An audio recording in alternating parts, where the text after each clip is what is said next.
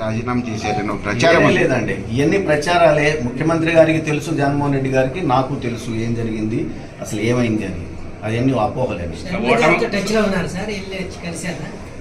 ఏమంటే నేను అందరితో టచ్ లోనే ఉంటాం. కలిశానండి, నేను కలిశాను షర్మిలమ్మ గారిని.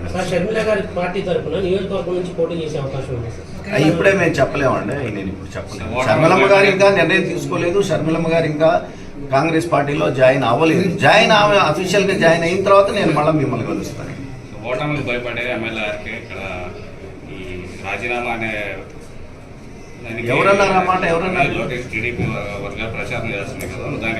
అది నేను వెళ్ళలేదంటే, ఒకవేళ అదే మాట లోకేష్ గారు అని ఉంటే లోకేష్ గారిని టీడీపీ వాళ్ళని మంగళగిరిలో నేను అడిగేది ఒకటే. గతంలో చంద్రబాబు నాయుడు గారు ముఖ్యమంత్రిగా, లోకేష్ గారు మంత్రిగా ఇదే నియోజకవర్గంలో నివసించారు. ఆ రోజుల్లో మంగళగిరి ఎలా ఉంది, ఈ 4.5 సంవత్సరాల కాలంలో వైఎస్ఆర్ కాంగ్రెస్ పార్టీ ప్రభుత్వము నాకు అండగా నిలబడకపోయినా కూడా ఎంత అభివృద్ధి చేశామో గుండెల మీద చేసుకొని ఆ బజార్లకు వెళ్ళండి, లేదంటే నేను చేసినటువంటి నిర్మాణాల దగ్గరికి వెళ్ళి చూసి ఆ మాట చెప్పమని చెప్పేసి నేను కోరుకుంటాను. సార్, ఇప్పుడు కాంగ్రెస్లో షర్మిల గారు చేరితే మీరు ఇక్కడ కాంగ్రెస్ నుంచి పోటీలో ఉంటారు. అదేనండి, ఇంకా నిర్ణయాలు జరగలేదు. మీరు షర్మిలమ్మ గారు చేరితే మాత్రం నేను షర్మిలమ్మ వెంటే నా పైన. పార్టీ పక్కన ఫాలోవర్స్ అందరికీ ఒక వ్యాక్యూమ్ ఫామ్ అయ్యింది, మమ్మల్ని నట్టెంట ముంచి వెళ్ళిపోయారు ఆర్కే గారు అనేది అది కరెక్ట్ కానే కాదు. ఎందుకంటే అంటే నా దగ్గర ఉన్నటువంటి, నా చుట్టూ ఉన్నటువంటి వాళ్ళందరికీ తెలుసు మేము గత 2 సంవత్సరాలుగా మంగళగిరిలో ఏమేం పనులు చేస్తూ ఉన్నాము, ఎన్ని ఇబ్బందులు పడుతున్నాము, ఎన్ని బాధలు పడుతూ ఉన్నాము. అయినా కూడా మాకు ఆర్థికంగా అండ దొరకలేదు అనేది ప్రతి ఒక్కరికి తెలిసినటువంటి మాట ఏదండి. అదే చెబుతా ఉన్నా అండి. నేను అవన్నీ ఎక్కడికి పోవండి, ఎందుకంటే బిల్లులు చేసినవి వాళ్ళకి ఉంటాయి. అయినా కూడా నేను సుమారు 8 నుంచి 7-8 కోట్లు, ఇంకా లెక్క కూడా చూసి 7-8 కోట్ల రూపాయలు నేను బయట నుంచి తీసుకొచ్చి వాళ్ళకి సర్దానండి. కాబట్టి వాళ్ళకి తెలుసు. కాబట్టి నేను ఏ విధంగా పనిచేశాను, ఎక్కడ పైసా లంచం తీసుకోకుండా నేను నా సొంత డబ్బులు బయట నుంచి తీసుకొచ్చిన డబ్బులు వాళ్ళకి సర్దాను. కాబట్టి వాళ్ళు పాపం ఏం మాట్లాడకుండా అలానే ఉండిపోయారు. వాళ్ళు చేసిన ప్రతి ఒక్క పనికి కూడా రికార్డ్స్ ఉంటాయి. ఇవాళ కాకపోతే రేపైనా బిల్లులు వస్తాయి. లేదంటే కొంతమంది గతంలో పనిచేసుకొని బిల్లులు రాకపోతే గౌరవ న్యాయస్థానాలకు వెళ్ళి న్యాయస్థానం తీర్పుల నుంచి బిల్లులు తెచ్చుకున్నటువంటి పరిస్థితులు కూడా ఉన్నాయని చెప్పేసి నేను తెలియజేస్తున్నాను. సార్, ఇప్పుడు ద్వారానే ఈ మెసేజ్ని పబ్లిక్ తీసుకెళ్ళగలరు. ఒకవేళ మీరు అన్నట్టు అది కనుక ల్యాబ్స్ సెటరైట్ చేసుకున్నట్టయితే మీరు పునరాలోచన చేసుకునే అవకాశాలు ఉన్నాయి. నేను అసలుకి వెళ్ళనండి. నేను తిరిగి వెనక్కి వెళ్ళే ప్రశ్నే లేదు.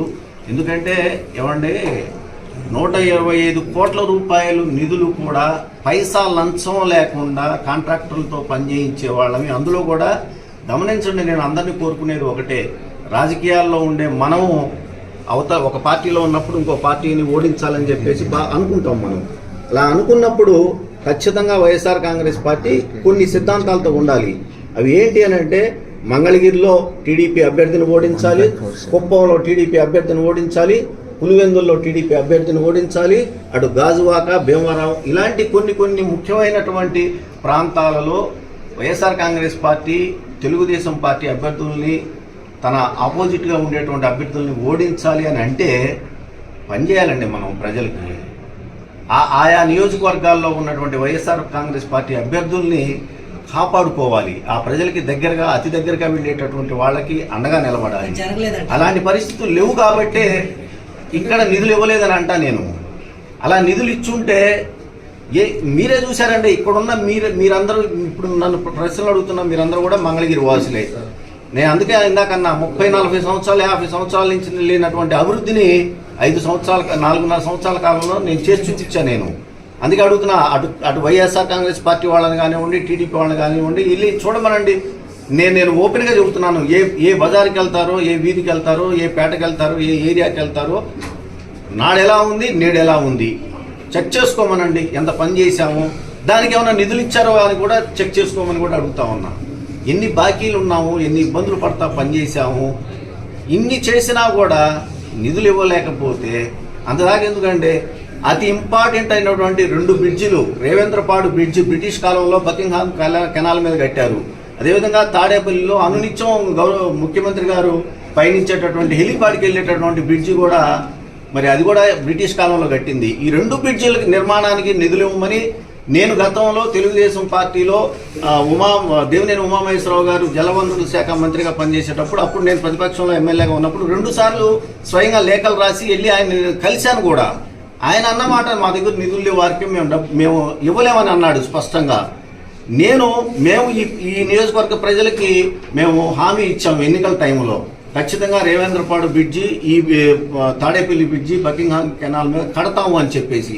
ఎందుకంటే రేవేంద్రపాడు బ్రిడ్జి అది కనుక ఏమన్నా ఇబ్బంది అయితే మరి అటు కొల్లిపర మండలం నుంచి కానివ్వండి, తాడేపల్లి దుగ్గిరాల మండలం నుంచి విజయవాడ వచ్చే వాళ్ళందరికీ కూడా అసలు ఇక రెండో దారి లేనే లేదు. అలాంటి బ్రిడ్జిని మనం పునర్నిర్మించాల్సినటువంటి అవసరం ఉందని ఎన్నిసార్లు ముఖ్యమంత్రి గారి దగ్గరికి వెళ్ళాము, ఎన్నిసార్లు నేను రాసినటువంటి లెటర్ల ద్వారా ఆయన కోరుకున్నాను. దాని నిర్మాణం చేపట్టకపోతే మనం ఏమని సమాధానం చెప్పగలుగుతాము ఈ మంగళగిరి నియోజకవర్గ ప్రజలకు అని చెప్పేసి నేను తెలియజేస్తున్నాను. వాళ్ళ దీనికే వదిలేస్తామండి మేము.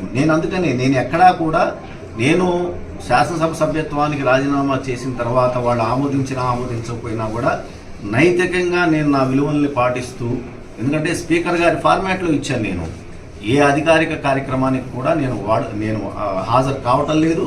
చివరికి నా గన్మెన్లు కానివ్వండి, నాకు ఇచ్చినటువంటి ఎస్కాట్ని కానివ్వండి, నేను ఎక్కడా కూడా వాడుకోవట్లేదు.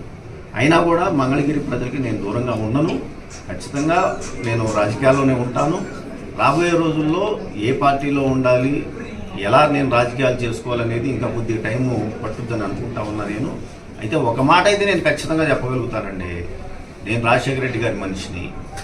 సో నేను ఖచ్చితంగా ఇవాళ రాజశేఖర రెడ్డి గారి అబ్బాయికి, రాజశేఖర రెడ్డి గారి అబ్బాయి ఆయన మరణం తర్వాత జగన్మోహన్ రెడ్డి గారు పెట్టినటువంటి పార్టీకి ఎంత సేవ చేశానో, వైఎస్ఆర్ కాంగ్రెస్ పార్టీ ఆ రోజుల్లో మరి అధికారంలో రావడానికి ఈ రాష్ట్రంలో ఎంత మంది పనిచేశారో వాళ్ళల్లో నేను ఒకటిగా నా సర్వస్వం పోగొట్టుకొని నేను పనిచేశాను. మరి అలాంటి వాడిని నేను రాజశేఖర రెడ్డి గారి భక్తుడిగా నేను ఇంకో పార్టీకి అయితే వెళ్ళే ప్రశ్నే లేదు. రాజశేఖర రెడ్డి గారి అబ్బాయి కోసం పనిచేశాను.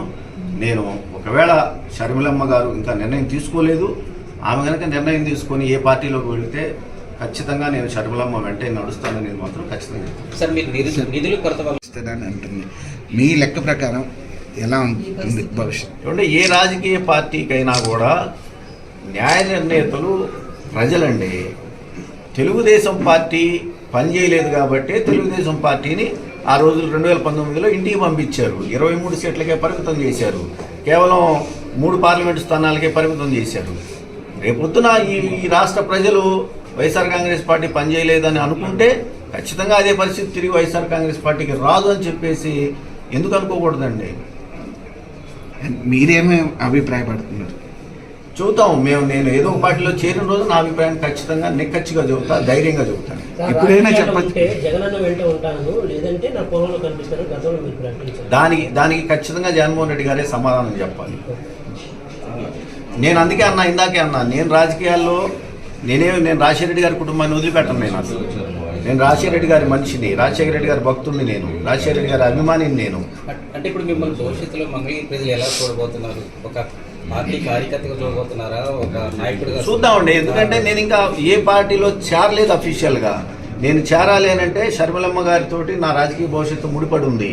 షర్మిలమ్మ గారు తీసుకునేటువంటి నిర్ణయానికి అనుగుణంగా నేను నిర్ణయాన్ని తీసుకుంటాను కాబట్టి ఆ రోజున ఆ పార్టీ తీసుకునే నిర్ణయాలకి అనుగుణంగా నేను పనిచేయాల్సి వస్తుంది. కాబట్టి ఖచ్చితంగా నేను ఆ రోజున ఏ నిర్ణయం తీసుకుంటానో ఆ నిర్ణయానికే పనిచేస్తాను.